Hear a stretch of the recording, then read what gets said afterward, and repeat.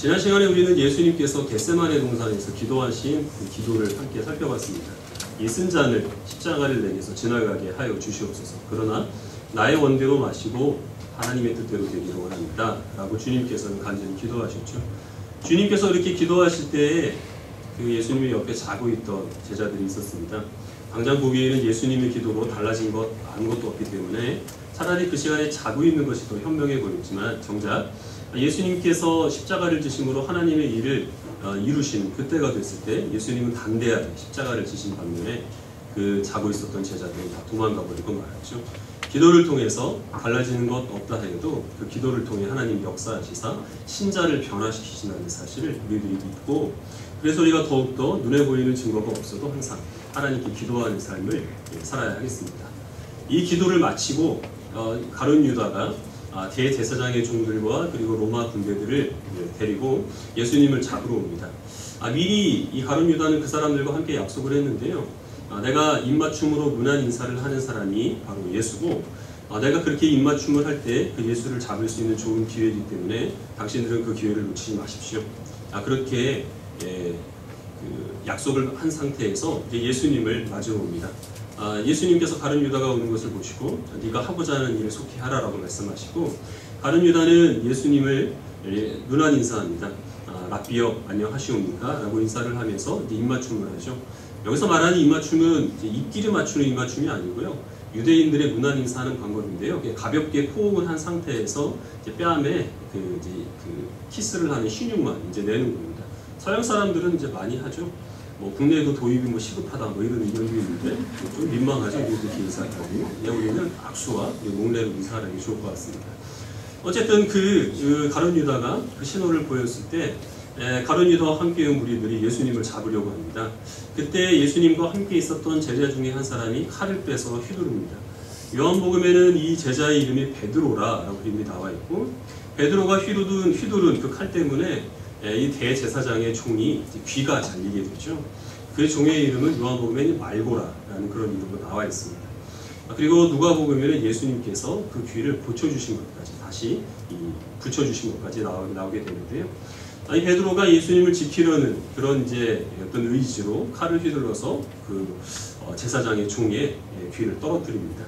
그때 예수님께서는 내 칼을 도로 칼집에 꽂으라 라고 말씀하십니다. 칼을 가진 자는 다 칼로 망한다 이렇게 말씀을 하시고, 내가 지금이라도 아버지께 요청을 해서 12영도 더 되는 천사를 지금 데리고 와서 이 사람들을 다 해치울 수 없는 줄로 아느냐라고 말씀하시죠. 여기서 말하는 12영의 그 영은 로마 군대의 군사단입니다. 한 영은 6,000명의 병사로 구성이 되어 있는데요. 그러면 12영이라고 하면 이제 72,000명의 그 천사의 대군을 내가 지금이라도 당장 불러서 지금 나를 잡으려 하고 있는 이 사람들을 다 쓸어버릴 수 있지만, 그러나 나는 그렇게 하지 않겠다라는 것이죠. 왜냐하면 하나님께서 이스라엘 백성들을 구원하시고자 하는 것은 군사력과 같은 세속적인 권세가 아니라 하나님이 보내신 종의 죽음을 통하여서 하나님의 백성들을 구원하시기 때문에, 나는 이 사람들을 하나님께 요청해서 그 군대의 힘을 빌려서 이들을 물리치지 않고 이들에게 순순히 잡혀가시겠다라고 말씀하십니다. 그리고 예수님을 잡으러 온 이 무리들에게 예수님께서는 묻습니다. 내가 지금까지 백주대낮에 성전에서 많은 사람들에게 말씀을 가르칠 때는 너희들이 가만히 있더니 이 한밤중에 사람들이 보지 않는 곳에서 지금 이곳에서 나를 잡으러 온 이유가 무엇이냐? 내가 죄가 있기 때문에 너희들이 잡으려는 것이 아니라 나는 죄가 없지만 나를 잡으려는 너희들이 지금 떳떳지 못하기 때문에 이 밤중에 나를 잡으러 온 것이 아니냐라고 묻습니다. 그리고 내가 힘이 없거나 내가 죄가 있어서 너희들에게 잡혀가는 것이 아니라 이렇게 함으로 나를 통하여 이루시려는 하나님의 뜻을 이루기 위하여서 그래서 너희들에게 잡혀간다 라고 말씀을 하시고 순순히 체포가 되십니다. 그 광경을 지켜보고 있던 제자들은 다 예수님께서 예고하셨던 바와 같이 예수님을 버리고 도망가 버리고 말았습니다. 제자들이 여기에서 예수님을 버리고 도망간 이유는 단순히 죽음이 두려워서가 아니라는 걸 우리가 알 수가 있죠. 베드로가 칼을 휘두른 그 의지의 표현은 우리는 무슨 일이 있어도 목숨을 걸고 주님을 지키겠습니다 라고 처음에 베드로가 고백했던 그 고백이 거짓말이 아니라는 것을 지금 증명하는 것입니다. 애초에 요한복음에 보면 이 예수님의 제자들이 예루살렘에 올 때부터 우리가 주님과 함께 죽으러 가자 이런 각오로 팽배해 있었습니다. 예수님께서 로마 군대와 맞서 싸우려고 그렇게 시동만 거시면 우리는 거기서 죽어도 좋으니까 정말 목숨을 다 바쳐서 예수님과 함께 싸우리라, 이런 각오가 있었던 것이죠. 겟세마네 동산에 오시기 전에 예수님께서 제자들에게 누가복음에 보면 이런 말씀을 하시는데요. 너희가 전대를 챙겨라. 전대는 돈주머니를 의미합니다. 배낭도 챙기고 너희들의 옷을 팔아서 검을 사라, 이렇게 말씀하십니다. 그 말씀은 지금까지는 세상 사람들이 너희를 그냥 두었지만 이제 내가 십자가에 못 박혀서 죽은 이후에는 다 나를 대적하듯이 너희들을 대적할 터인데 너희들이 그런 사람들의 미움을 받을 마음의 준비를 해야 된다. 이런 비유적인 말씀으로 옷을 팔아서 검을 사라, 이런 말씀을 하신 겁니다. 제자들은 근데 단순하죠. 그래서 우리들에게 예수님께서 칼을 사라고 말씀을 하시니까 이제 정말 싸우시려나 보다, 이렇게 생각을 해서 우리한테는 지금 칼이 2자루가 있습니다. 가서 좀 더 사올까요? 이렇게 주님께 묻습니다. 그때 예수님께서 족하다, 이렇게 말씀하시는데 그 족하다라는 말씀이 무슨 말씀이냐 하면 너희들 정말 내 말을 못 알아듣는구나. 나중에 다시 얘기하자. 지금은 됐다. 이런 얘기입니다. 근데 제자들은 정말 단순해서 주님의 칼 2자루면 충분하대. 우리가 이 2자루만 가지고 싸우면 예수님께서 그 능력을 가지고 로마 군대들을 다 물리쳐 주실 거야. 이런 생각을 가지고 있었던 겁니다. 그 2자루 중에 한 자루가 지금 베드로가 빼들었던 그 칼입니다. 근데 주님께서 하시고자 하는 일은 전혀 다른 의도였죠.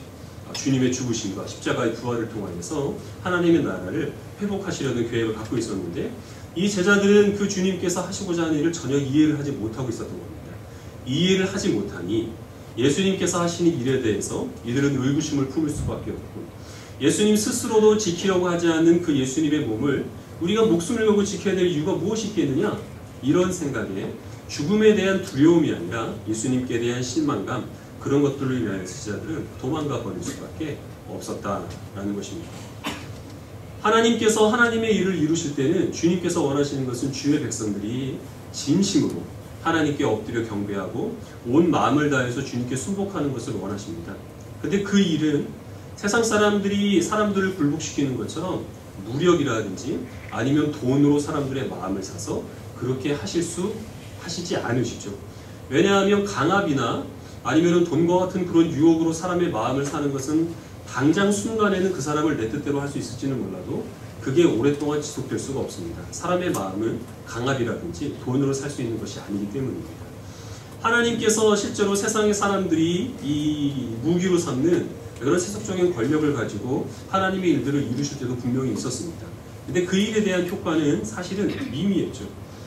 북이스라엘의 아합 왕이 다스리고 있을 때 북이스라엘 사람들은 여호와 하나님을 버리고 바알 신을 섬겼습니다. 그때 엘리야가 칼을 가지고 바알 선지자 450명을 모든 이스라엘 백성들과 아합 왕이 보는 자리에서 처단합니다. 칼로 그들을 물질러 그래서 여호와 하나님께서 살아계시다는 사실을 증명하려고 한 것이죠. 그러면 바알 선지자 450명이 엘리야, 이 하나님의 선지자 한 사람의 칼에 죽는 그 모습을 보면서 이스라엘 백성들이 정말 우리가 이제 하나님을 섬겨야 되겠구나 라고 하면서 하나님께 돌이켰느냐? 달라진 건 아무것도 없었다는 겁니다. 그 일을 직접 목격한 아합이 그러면 이 이스라엘을 바알 숭배로, 바알 우상으로 그렇게 타락시켰던 이세벨을 내가 쫓아내고 이제 내가 온전히 하나님만 섬기리, 그러면서 아합이 변화됐느냐? 아합이 이세벨에게 일러 바칩니다. 그리고 이세벨은 더 악독한 마음을 품고 그리고 이제 엘리야를 죽이려고 더 완악하게 대들게 되는 것이죠. 아합의 뒤를 이어서 왕이 된 사람이 아합의 아들인 아하시아인데요.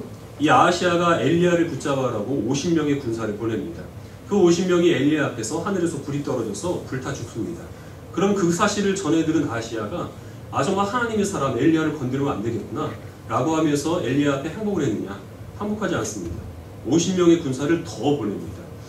강압과 그리고 또한 어떤 협박과 이 무력으로 사람을 누리려고 한다면 사람의 마음 가운데서는 더 완악하게 그런 것들에 대해서 반항하고 또 대적하고 싶은 그러한 마음이 들기 때문에 결코 그것으로는 하나님의 뜻을 이룰 수가 없다는 것이죠. 엘리야의 뒤를 이어서 선지자가 된 사람이 엘리사인데 이 엘리사 시대 북이스라엘의 가장 강력한 대적은 아람이라, 지금의 시리아인데요. 이 아람이라는 국가였습니다. 그 아람이 여러 차례 북이스라엘을 침략을 했지만 엘리사가 그때마다 기적적인 능력을 발휘를 해서 그래서 아람의 공격을 막아냅니다. 아람 사람들이 그것을 보고 그럼 이스라엘을 지키는 그 여호와 하나님의 선지자 엘리사가 있기 때문에 우리도 우리의 우상을 버리고 엘리사가 섬기는 하나님을 믿자 이렇게 되느냐? 그렇게 되지 않고 그럴 때가 있을 때보다 더 큰 군대를 보내서 이스라엘을 삼키려고 합니다. 그리고 또 엘리사 한 사람을 붙잡기 위해서 많은 그 군대를 파견하려고 그런 시도들을 합니다. 근데 그 아람 땅에서 이 엘리사를 통하여서 하나님을 전적으로 경배한 사람, 하나님께 진심으로 순복한 사람이 딱 한 사람이 있습니다. 아람의 군대 장관이 나아만이라는 사람입니다. 성경 우리 한 구절만 찾아보도록 하겠는데요. 열왕기하 5장 17절입니다.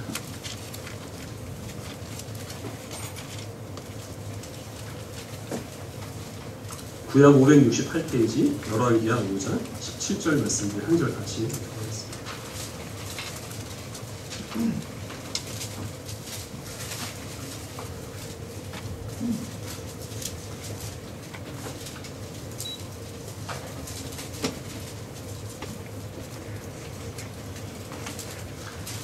열왕기하 5장 17절 말씀, 우리 한 절 말씀 다 같이 읽도록 하겠습니다.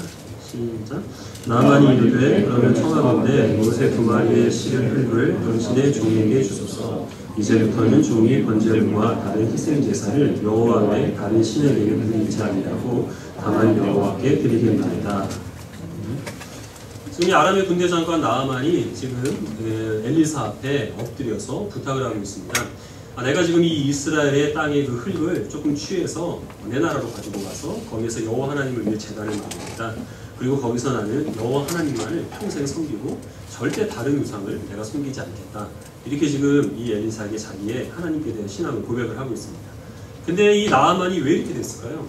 이 나아만은 조금 전까지만 하더라도 아람이 이스라엘을 침략할 때 그 아람 군대를 이끌고 가장 앞에 서서 그래서 이스라엘을 약탈했던 사람입니다. 근데 지금 이 나아만이 하고 있는 고백은 이스라엘 전체에서도 찾을 수 없는 하나님께서 지금 당장 이스라엘 백성들에게 원하는 아름다운 고백이라고 하는 것이죠. 나아만이 왜 이렇게 됐죠? 하나님께서 나아만의 군대를 다 불살라버렸다든지 아니면 엘리사가 이 나아만을 두들겨 팼다든지 그렇게 해가지고 지금 이 나아만이 엘리사 앞에 굴복한 것이 아니라 나아만이 나병에 걸리죠. 나병에 걸린 것은 이방인에 대한 나병이라고 하는 것은 율법에 정한 가장 부정한 사람입니다. 당장 하나님께 심판을 받아도 전혀 손색이 없는 죄인 중에 죄인인 이 나아만의 나병을 하나님께서 엘리사를 통하여서 고쳐주신 것이죠. 자격 없는 자에게 하나님이 조건 없이 베풀어 주신 그 은혜와 사랑, 그것으로 이 나아만이 나음을 입어서 그것 때문에 지금 이 엘리사의 하나님을 사기의 하나님으로 고백을 하게 되었다는 것이죠. 강압이나 폭력이나 어떤 회유가 아니라 죄인에게 베풀어 주신 하나님의 조건 없는 놀라운 사랑과 은혜가 이 나아만의 마음을 변화시켜서 그것으로 하여금 온전히 하나님만 경배하도록 그렇게 이끌었다고 하는 것을 우리들은 기억을 해야 되겠죠. 지금 우리가 살펴본 마태복음 본문에서 칼을 휘둘러서 그래서 예수님을 지키고 그 칼을 가지고 하나님의 나라 이스라엘을 구원하고자 했던 그 베드로가 예수님께서 부활하시고 승천하신 다음에는 두 번 다시 그 칼을 가지고 다니지 않습니다. 이제는 칼 대신 칼보다 더 강력한 하나님께서 허락해 주신 그 무기를 지참하게 됩니다. 사도행전 말씀을 우리 한 부분 보도록 하겠습니다. 사도행전 3장입니다. 1절부터 10절까지 말씀.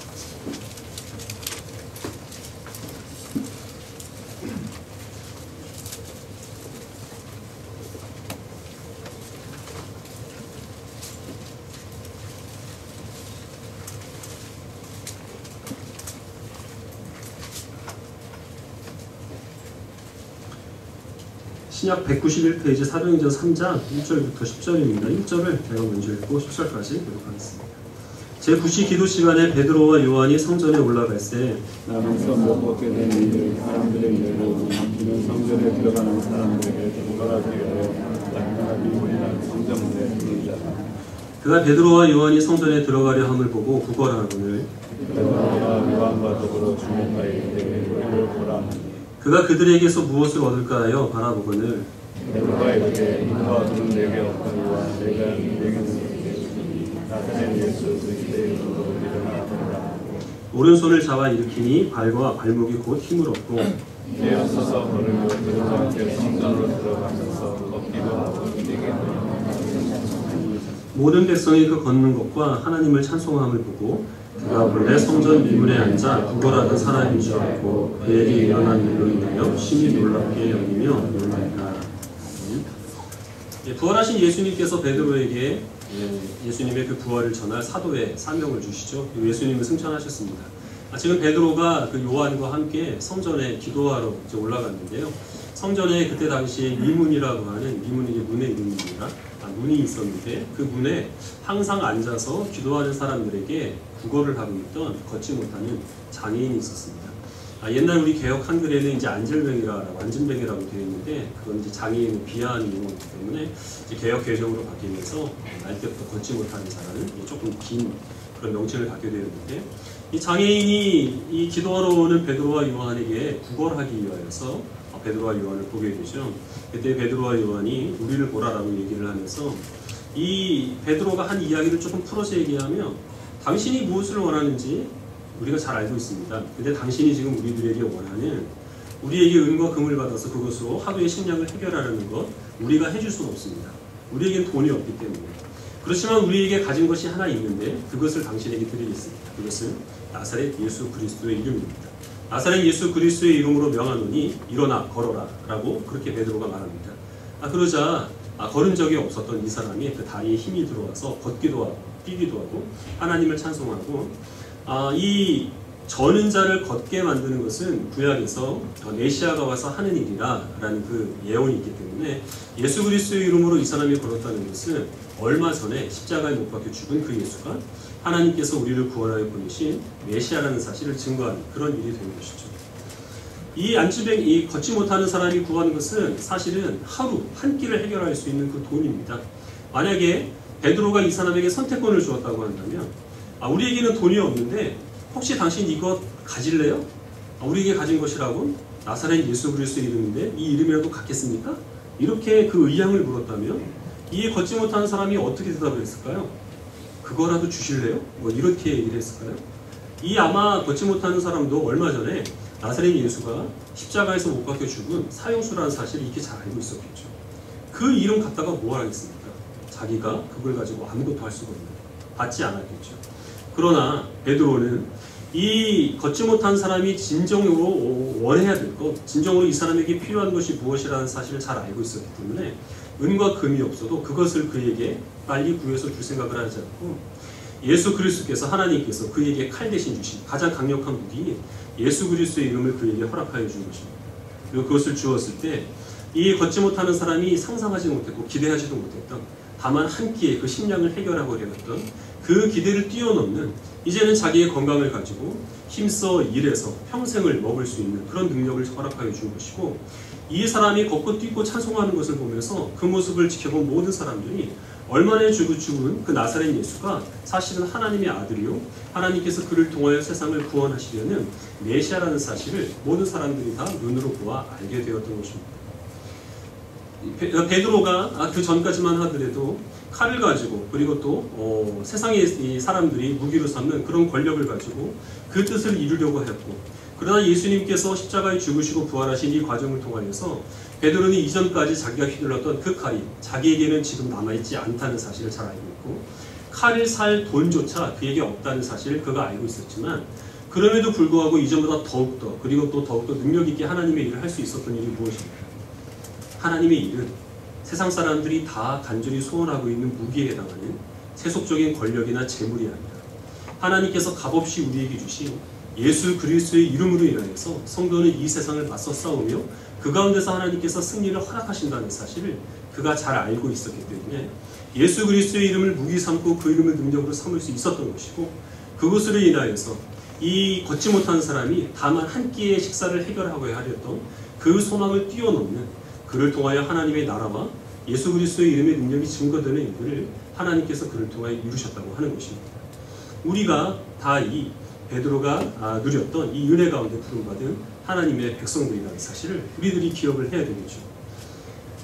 하나님께서 하나님의 뜻을 우리를 통하여서 이루어 가시는데, 우리가 무엇으로 구원을 받았는가 하는 것을 우리가 깊이 생각해 볼 필요가 있습니다. 하나님께서 예수님 안 믿으면 너희들 당장 이 자리에서 내가 혼을 떠나가게 하겠다, 그런 협박 때문에 예수님을 믿은 사람 여기 계십니까? 안 계시죠? 지금 여기에 여러분들이 예배를 드리러 왜 나오셨죠? 예배를 한 주 빼먹었더니 갑자기 그 주간에는 뒤로 넘어져도 코가 깨지고 화장실에 들어갔는데 하필 내 칸에만 휴지가 없어가지고 손으로 해결을 해야 되고 그런 일들이 자꾸 겹쳐가지고 할 수 없어서 마지못해서 지금 예배를 드리시는 여러분들이 아닐 거예요. 예배를 드리고 집에 갔더니 갑자기 집에 냉동실에 현찰이 들어있고 하는 그러한 것으로 우리가 하나님 백성이 되는 거 분명히 아니죠. 우리의 죄를 위하여서 십자가에서 흘리신 예수 그리스도의 보혈의 능력으로 우리가 하나님의 백성이 되는 하나님의 자녀가 되는 그 은혜를 누리며 살아갑니다. 우리가 지금 이 자리에 와서 예배를 드리는 것도 예배 안 드리면 큰일 나거나 예배를 드리면 대박이 떨어지기 때문에 대박을 맞기 때문이 아니라 우리로 하여금 더욱더 하나님의 사랑과 그 은혜로 충만케 되기 위해서 우리가 지금 이 시간에 예배를 드리는 것이죠. 그러면 하나님의 백성이 하나님의 자녀들이 하나님의 은혜로 구원받은 주의 백성들이 이 세상을 살아가는 동안에 하나님께 간절히 구하고 원해야 될 것이 무엇이겠습니까? 세상 사람들이 자랑하고 세상 사람들이 무기로 삼는 세속적인 권력과 그리고 또한 돈, 물론 이런 것들은 우리들에게 필요합니다. 구하면 하나님께서 하나님의 때에 따라 우리들에게 주시겠지만 그것이 우리가 세상을 살아가는 데 있어서 유일한 무기고 그것이 없어서 우리가 하나님의 일을 감당하지 못하는 것은 분명히 아니라는 사실, 우리가 하나님께 우리의 신앙으로 고백을 해야 마땅하겠죠. 당장 우리의 가장 우선적인 기도 제목은 예수님께서 우리를 위하여 십자가에 흘려주신 그 보혈의 능력을 믿고 그 믿음으로 하나님께 나아가는 사람들에게 값없이 주시는 예수 그리스도의 그 이름의 능력이 우리가 삶을 살아가면서 가장 우선적으로 구해야 할 것이고, 그 예수 그리스도의 능력이 증거하는 바 하나님의 사랑과 하나님의 은혜가 그것이 우리의 심정 가운데 충만히 채워져서 강물처럼 우리를 통하여 하나님의 은혜와 사랑이 전파되는 것이 우리가 세상을 살아가는 가장 우선적인 목적으로 삼아야 한다는 것을 주님께서 우리들에게 지금도 여전히 호소하고 계시는 것입니다. 하나님을 소망으로 삼고 오직 하나님만 기쁨으로 삼는 주의 백성들을 통하여 하나님께서는 역사하시는데, 우리가 이 사실을 이해하지 못하면 예수님의 제자들이 이 예수님께서 잡히시던 밤에 범했던 잘못과 똑같은 잘못을 범할 수 있습니다. 마치 성전 미문에 앉아있는 사람이 베드로와 요한에게 돈을 구했는데 돈을 주지 않고 나사렛 예수 그리스도의 이름을 나에게 주다고 얘기를 해서 화를 내는 그런 어리석음을 범할 수밖에 없다는 것이죠. 중세에 토마스 아퀴나스라는 위대한 신학자가 있었습니다. 이 사람과 그 교황 때 당시의 교황이었던 이노센트 3세와 나눈 대화가 지금까지 전해져 내려오고 있는데요. 교황이 아퀴나스를 성당으로 초대를 합니다. 사사건건이 아퀴나스가 교황이 하는 일들에 대해서 시비를 걸었기 때문에 본보기로 초청을 한 것이죠. 그리고 그 성당에 쌓여있는 그 수많은 돈자루들을 보여줍니다. 그리고 하는 말이 옛날에 사도 베드로는 금과 은이 나에게 없다고 얘기를 했지만 지금 보십시오. 베드로가 갖지 못했던 그 금과 은이 우리들에게 많이 있습니다. 하나님께서는 아마도 베드로보다 우리를 더 사랑하는 것 같습니다. 아퀴나스에게 이렇게 얘기를 했습니다. 아퀴나스가 그때 대답하기를 정말 당신 말이 맞습니다. 성당에는 금과 은이 많이 있군요. 금과 은은 있지만 베드로가 안진뱅이를 일으켰던 예수 그리스도의 이름은 이곳에 없군요. 그렇게 대꾸를 했다고 합니다. 일본의 신학자 가운데서 우치무라 간조라고 하는 사람이 있는데요. 이 사람이 나는 가룟 유다가 부럽다 이런 말을 했습니다. 가룟 유다가 왜 부러울까요? 예수님을 팔아넘겨서 저주를 받아 죽었는데 끝까지 구원을 받지 못합니다. 우치무라 간조가 가룟 유다를 부러워한 이유는 가룟 유다에게는 팔아넘길 예수라도 있었는데 오늘날 그리스도인들에게는 그 팔아넘길 예수조차 없다. 그래서 나는 가룟 유다가 부럽다. 이렇게 얘기를 했다는 거예요.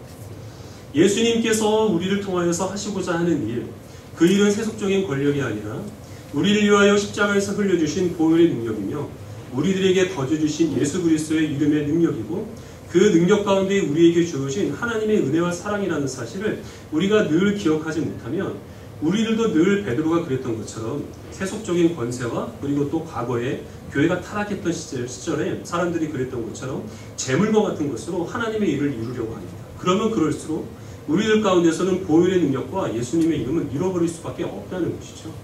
그런 그리스도인들에게는 하나님의 능력이 나타날 수가 없고 타락할 수밖에 없고, 그런 성도들이 모인 교회는 낯익은 소금이 되어서 세상 가운데 짓밟힐 수밖에 없다는 사실을 우리가 이 말씀을 통해서 다시 한번 우리에게 주시는 하나님의 경고의 말씀으로 우리가 들어야 될 필요가 있습니다. 하나님을 소망으로 삼고 오직 예수 그리스도의 그 이름만 의지하며 살아가는 사람들, 그 사람들이 어떠한 신앙 고백으로 하나님께 나와야 될지 우리 시편 말씀을 한 절만 더 보도록 하겠습니다. 시편 2편입니다.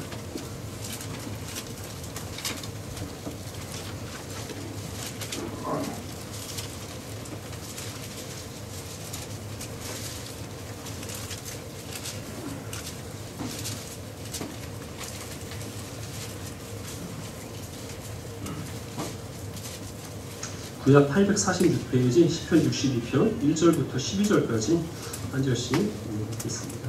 1절을 제가 먼저 읽겠습니다. 나의 영혼이 잠잠히 하나님만 바라며 나의 구원이 그에게서 나오는도다.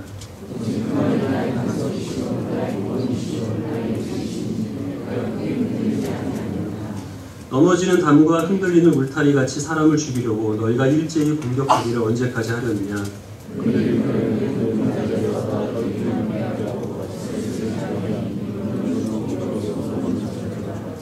나의 영혼아 잠잠히 하나님만 바라라. 물은 나의 소망이 그로부터 나오는도다.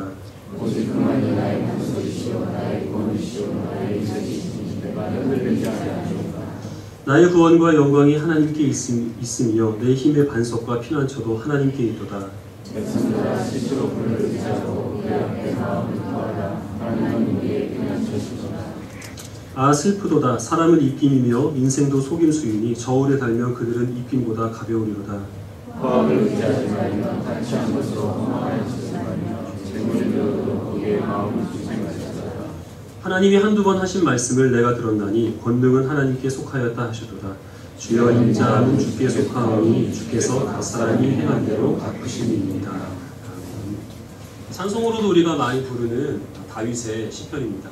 하나님을 오직 자신의 소망으로 삼아서 하나님만이 나의 반석이시고 하나님만이 구원이시고 하나님만이 나의 요새시다라는 그런 오직 하나님만 의지하는 그 신앙을 이 시편을 통해 잘 고백을 하고 있는데요. 그렇게 온전히 세속적인 권세나 아니면 재물이 아니라 하나님만을 소망으로 삼고 있는 사람은 하나님만을 소망으로 삼기 위해서 버려야 될 것과 포기해야 될 것이 있다는 사실을 여기서 이야기하고 있습니다. 10절 말씀에 보면 포악을 의지하지 말며 탈취한 것으로 허망해지지 말며 재물이 들어도 거기에 마음을 두지 말지어다. 이렇게 되어 있는데요. 이 10절 말씀을 제가 세 번역으로 다시 한번 읽어드리면요. 억압하는 힘을 의지하지 말고 빼앗아서 무엇을 얻으려는 헛된 희망을 믿지 말며 재물이 늘어나도 거기에 마음을 두지 말아라. 이런 뜻이 됩니다. 세상 사람들이 원하는 것, 베드로가 휘둘렀던 그 칼의 권세, 성전 미문에 앉아있던 걷지 못한 사람이 구했던 은과 금, 그런 것으로 마음을 두거나 그런 것이 없다고 해서 나는 하나님께 아무런 은혜도 입지 못했어. 나는 하나님의 일을 하지 못해. 이렇게 생각하지도 말고 그런 것들이 채워졌다고 해서 세상을 다 얻은 것처럼 그렇게 안심하면서 살 수도 없는 것이 하나님만을 반석이요 나의 구원이시요 나의 요새로 삼는 하나님께 소망을 두는 주의 백성들의 삶 가운데 드러나는 삶의 모습이라고 하는 것이죠. 과거의 그리스도인들, 초대교회 성도들 많은 세상에 핍박이 있었을 때 오직 그들은 칼이 아니라 돈이 아니라 그들에게 주신 나사렛 예수 그리스도의 이름으로 그들을 대적하는 모든 사람들과 맞서 싸워서 폭력이 아닌 용서와 사랑과 은혜로 그들을 이겼습니다. 그들의 마음을 변화시켰고 세상을 바꿨습니다. 오늘을 살아가는 우리들에게는 그런 어려움은 없죠. 상대적으로 우리는 훨씬 편안한 시대를 살아가지만 그럼에도 불구하고 여전히 우리들이 진정으로 하나님께 소망을 두기에 너무나 걸리는 것들이 많이 있습니다. 그런 우리들이 하나님께서 원하시는 신실한 믿음으로 주님께 나아가기 위하여서 우리들은 어떤 고백으로 하나님께 영광과 찬송을 드리고 또한 우리의 그 믿음을 고백해야 되겠습니까? 살아가다 보면 이럴 때가 있습니다. 저도 별로 오래 살지는 않았는데 가끔 이제 이런 경우가 있어요. 지금까지 내가 무엇 때문에 그렇게 살아왔는지 그 의미를 알 수 없을 때가 있습니다. 헛된 삶을 사는 것 같고 앞으로도 살아갈 그 일이 좀 막막해가지고 과연 내가 내일을 꿈꾸며 살아갈 그런 어떤 의미가 있을까라는 그런 생각이 들 때가 있습니다. 그럼 한없이 우울해지죠. 그럴 때 다른 것들은 다 모르겠는데 내가 정말 삶을 살아가면서 잘한 것 한 가지는 하나님을 믿은 것이다. 예수님을 영접하고 주님의 백성으로 살아간 것만은 내가 정말 의심 없이 그거 하나만은 잘한 것이고 그것이 나의 소망이 된다. 그런 생각으로 마음에 큰 위안을 얻을 때가 있습니다. 그런 것이 바로 세상에 소망을 두지 않고 예수님께서 우리에게 주신 십자가의 은혜를 힘입어 살아가는 하나님께 소망을 둔 주의 백성들의 삶의 모습이죠. 가끔 인생을 살아가다 보면 자기의 가치에 대해서 의심이 들 때가 있습니다. 주변에 좀 괴롭히는 사람이 있어서 자꾸 잔소리를 듣는다든지 뭔가를 하려고 했는데 잘 안 돼가지고 내 능력이 이것밖에 안 되나 라는 그런 자괴심이 들 때 그럴 때는 여지없이 자존감이 와르르 무너져 버리게 되는 거죠. 내가 정말 인생을 살아갈 가치가 있나? 바로 그때 당신들이 뭐라고 나를 얘기를 하든, 당신들이 나를 어떻게 판단하든, 하나님께서는 그런 나를 구원하시기 위해 가장 귀한 예수님을 십자가에서 죽이셨고, 나를 하나님의 자녀 삼아주셨고, 가장 귀한 하나님께서 나와 동행하신다라는 그런 믿음 때문에 갑작스럽게 마음이 뿌듯해질 때가 있습니다. 그 이유가 무엇이겠습니까?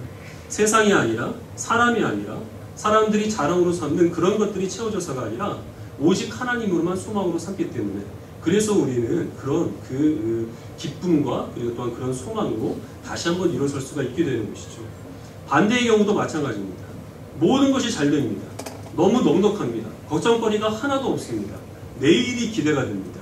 한 달만 지나면 막 결혼을 할 것 같고, 막 그런 소망으로 부풀어서 도무지 염려가 없는 그런 삶을 살아갈 때도, 그렇지만 내가 정말 하나님께 바른 믿음을 갖고 있는지, 내가 예수 그리스도를 섬기는 그 믿음이 진실된 것인지, 내가 하나님 앞에 서 있는 나의 모습이 정말 온전한 것인지, 그런 것들을 생각하고 스스로를 돌아볼 수 있게 되면 우리는 재물의 마음을 둔 것이 아니라, 늘어나는 재물의 소망을 둔 것이 아니라 오직 예수 그리스도의 이름에 소망을 둔 주의 백성이라는 사실을 증거하게 되는 것이죠. 세상을 살아가는 동안에 여러분들이 무기로 삼는 것이 무엇입니까? 많은 재물인가요? 아니면 여러분들의 멋있는 외모입니까?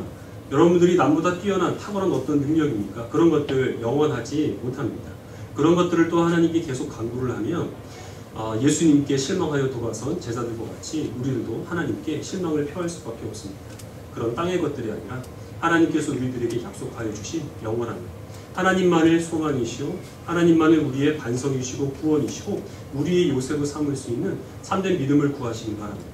그리고 그 믿음은 예수 그리스도를 믿는 믿음 가운데서 우리들에게 주의 이름으로 주어졌다는 사실을 기억하시고, 예수 그리스도의 이름으로 여러분들이 힘들게 만드는 모든 상황들과 맞서 싸우시고, 나를 대적하는 모든 세력들에 대해서 더 큰 폭력으로, 더 큰 증오로 대적하지 마시고, 하나님께서 우리들에게 값이 쏟아 부어주신 은혜와 사랑으로 그들을 감싸 안으심으로 승리하는 그리스도인들이 되시기를 주님의 이름으로 축원합니다. 기도하겠습니다.